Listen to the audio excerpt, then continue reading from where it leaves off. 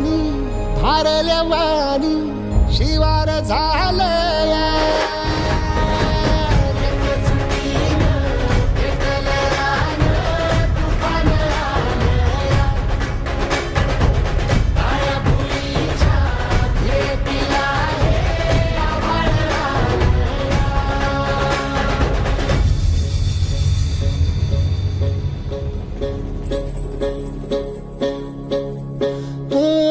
पिचलेला इझलेला Tahoe कधी न कुणा कळला तळमळलीस तू करपुनी हिरवा पदर तुझा जळला